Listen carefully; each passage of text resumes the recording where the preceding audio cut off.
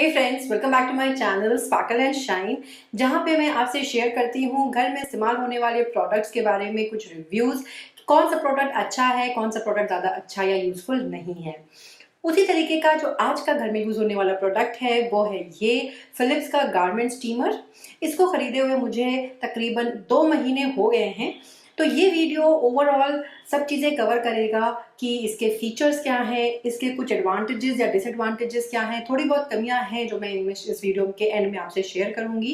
साथ ही साथ किस तरह के कपड़ों के लिए ये आयरन स्टीमर बहुत ही अच्छा है और किस तरह के कपड़ों के लिए ज़्यादा अच्छा नहीं है, और हमारे घरों में जो रेगुलर आयरन यूज़ होता है उसके मुकाबले ये कितना अच्छा या कितना अच्छा नहीं है। तो ये सब चीज़ें जो है वो इसी वीडियो में शेयर होंगी। आइए स्टार्ट करते हैं अपना ये वीडियो।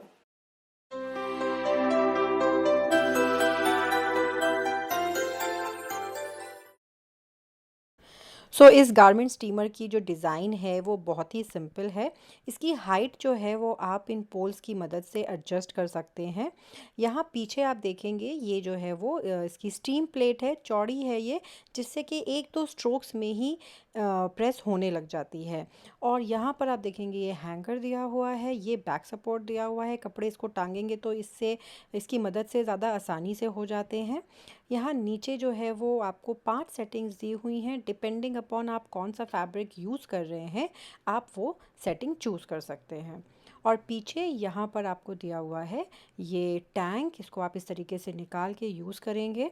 और इस टैंक को यूज़ करने के लिए आपको एक चीज़ का ध्यान देना है कि आप इसमें पानी जो है वो कोशिश करें फ़िल्टर वाला ही यूज़ करें। अदरवाइज़ अगर आपके यहाँ हार्ड वाटर आता है तो अप्लायंस जल्दी ख़राब होने के चांसेस हैं। यहाँ पे आप पानी भरें और उसके बाद ध्यान से इसे बहुत ही टाइटली बंद करें, अदरवाइज़ लीकेज की भी इशू हो सकता है।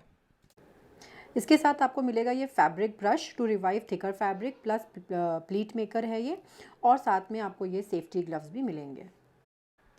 एक बात का ध्यान दीजिएगा, जब भी आप इस स्टीम प्लेट को यूज़ करने के बाद यहाँ पर आप हैंगर पे लगाएंगे तो ध्यान रखना है कि ये आप इसी तरीके से लगाएं, क्योंकि अगर मैं इसको इस तरीके से लगा रही हूँ तो ये फिसल रहा है और मेरे से 2-3 बार ये गिर भी चुका है।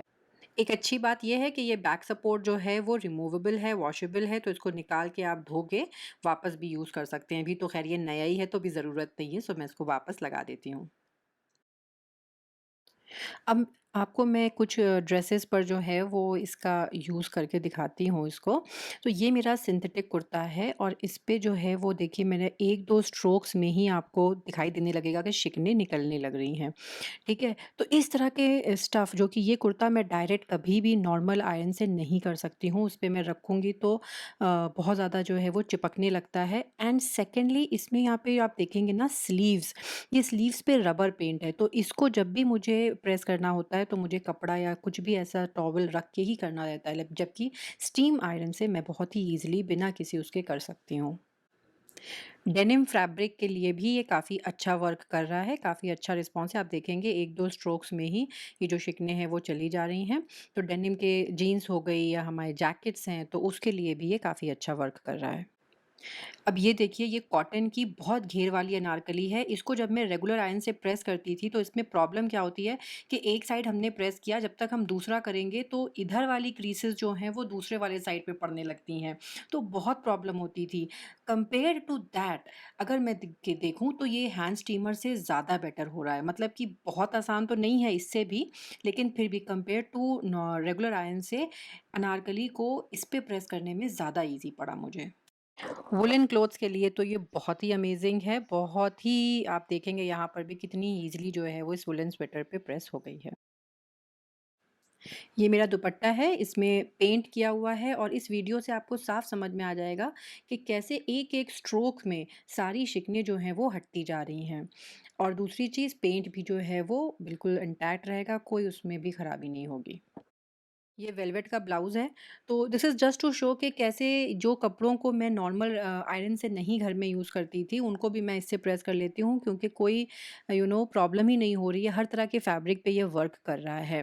अब ये आप देखिए ये अलीज़ा का एक ड्रेस है, तो बच्चों के कपड़ों में काफ़ी नेट वेट होता है, बहुत ही डेलिकेट से होते हैं, डिज़ाइन्स होती हैं, तो उन सब के लिए ये बहुत ही अच्छा लगा मुझे। और बच्चों के कपड़े ज़्यादा जगह भी नहीं लेते हैं ना, तो एक प्रॉब्लम है इसमें जो आपको मैं बाद में शेयर करूँगी।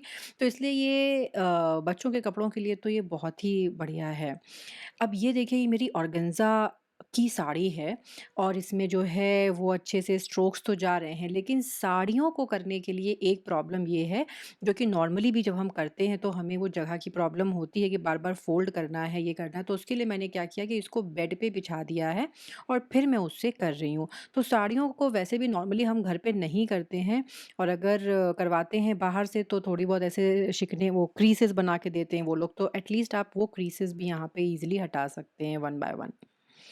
अब साड़ियों के लिए एक चीज़ और आपने देखी होगी, जब हम प्लीट्स बनाते हैं तो उन प्लीट्स को भी यहाँ पर इस तरीके से बना के और उनको ऐसे आप आयरन कर देना, तो अभी देखिएगा यहाँ पर ये एक साथ में अटैचमेंट होता है जिसकी मदद से आप ये इस तरीके से क्रीज बना सकते हैं। ये देखिए, इस तरीके से ओपन करना है, इसमें एडजस्ट करना है और ये ऐसे। तो साड़ी वगैरह में ये क्रीज बनाने के लिए बहुत ही अच्छा है।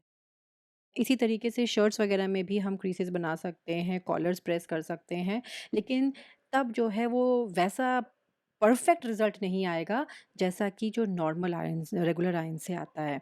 तो फॉर्मल वियर्स के लिए आई थिंक थोड़ा-सा ये कम इफ़ेक्टिव होगा।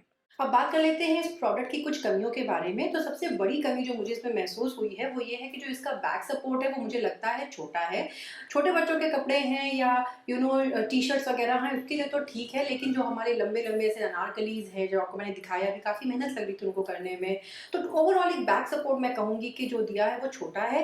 लेकिन इसका एक टेक्नीक आप लगा सकते हैं कि आपके वॉल पे अगर कहीं पे भी हुक है, तो उस पे आप हैंगर पे रख के हुक पे कपड़ा टाँगे और फिर अगर आप यूज़ करें तो it will work for you. Next, क्योंकि इसका पावर जो है वो 1600 वॉट है, इस वजह से ये सिर्फ और सिर्फ 15 एम्पियर वालों सॉकेट्स में ही लग पाएगा। तो आपके घर में सिर्फ जहां पर 15 एम्पियर का सॉकेट होगा, सिर्फ वहीं पे आप इसे यूज कर सकते हैं। तो इस वजह से इसका मतलब मूवमेंट कि आप यहाँ भी लगा दो या कभी इस रूम में रख लो, वो नहीं हो पाता है। तो ये एक मुझे लगता है कि डिसएडवांटेज है।